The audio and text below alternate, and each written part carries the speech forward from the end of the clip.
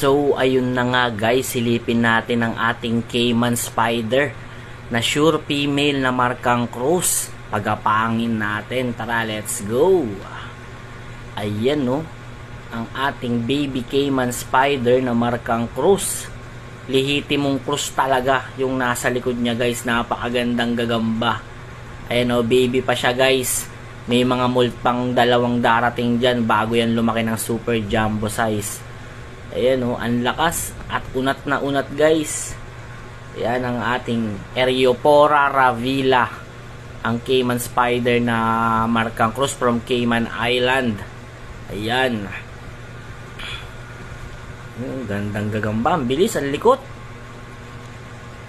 Ayun na nga, ginawa na namang unidoro yung kamay natin guys. Patawarin nyo, ikaw talaga. Ayan ang ating Cayman Spider.